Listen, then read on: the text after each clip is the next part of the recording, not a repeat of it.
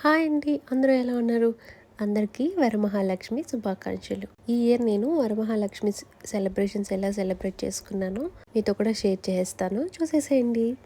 ఇంట్లో వర్క్ అంతా అయిపోగొట్టేసుకొని 11:30కి head bath చేసుకొని డెకరేషన్ అయితే స్టార్ట్ చేశాను. ఈసారి పెద్దగా హడావిడి ఏం చేయలేదండి. నాకు చిన్న బాబు ఉన్నాడు, సో కాస్త కష్టమైంది చేసుకోవడానికి.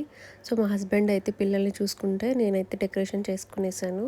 ఒకటే చేసుకున్నాను కాబట్టి కాస్త లేట్ అయిపోయింది. 11:30 అంటే 11:45కి స్టార్ట్ చేశాను. అప్పటి నుంచి నాకు 4 వరకు పట్టిందనమాట డెకరేషన్ చేసుకోవడానికి. ఈసారి శ్రావణ మాసం షాపింగ్ కూడా ఏం చేయలేదు.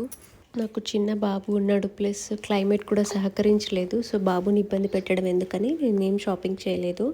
నా దగ్గర ఉన్న వస్తువులతోనే నేను ఈసారి పూజ చేసేసాను. శారీ ఒక్కటి కొత్తది తీసుకున్నాను అనమాట. సో ఫైనల్లీ ఇలా డెకరేట్ చేసుకున్నాను. పిండి వంటలు కూడా ఏం చేయలేదండి. మురుకులు, అమ్మవారి దగ్గర పెట్టడానికి అప్పాలు, కొబ్బరి ఉంట చేసుకున్నాను. సో మార్నింగ్ మళ్ళీ 5:30కి అయితే మళ్ళీ హెడ్ బాత్ చేసుకొని రెడీ అయ్యేసి అమ్మవారికి అయితే పూజ స్టార్ట్ చేసేసాను. నా దగ్గర చిన్న విగ్రహం ఉంది అమ్మవారిది. సో అమ్మవారికి అయితే సింపుల్గా అభిషేకం అవన్నీ చేసేసుకొని కుంకుమార్చన చేసుకొని దీపారాధన అయితే చేసేసుకున్నాను అనమాట. 6 లోపలైతే నా పూజ అంతా అయిపోయింది. అందరూ హ్యాపీగా తమ తమ వృత్తిలో మంచిగా ఎదగాలని, అందరినీ మంచిగా చూడాలని అమ్మవారిని అయితే కోరుకున్నానండి. మనం వ్రతం చేసుకుంటేనే మన కోరికలు నెరవేరుతాయనే రూల్ ఏం లేదు. మనం శ్రద్ధతో నిష్ఠతో అమ్మవారిని మనసులో స్మరించినా కూడా మన కోరికల్ని మనం అనుకున్నది నెరవేరుస్తారు అమ్మవారు. సో నేనైతే హారతి ఇచ్చేసుకున్నాను మార్నింగ్. నేను ప్రతిసారి నా ఫస్ట్ తాంబూలం అంటే నా ఫస్ట్ కుంకుమ అయితే నేను తులసి అమ్మవారికి ఇచ్చుకుంటాను. సో ఈసారి కూడా తులసి అమ్మవారికే ఇచ్చుకున్నాను అనమాట.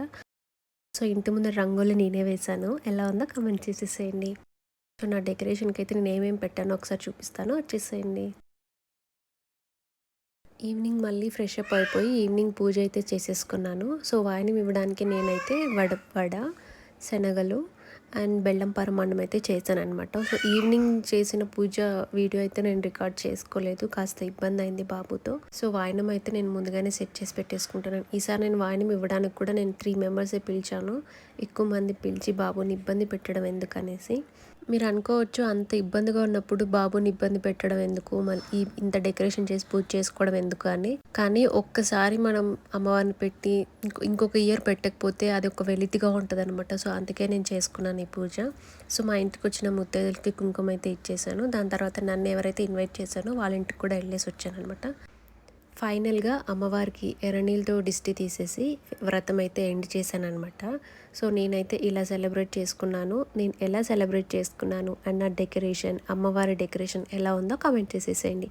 వీడియో కానీ నచ్చినట్టయితే వీడియోకి ఒక లైక్ చేసి ప్లీజ్ మన ఛానల్ని అయితే సబ్స్క్రైబ్ చేసుకోండి.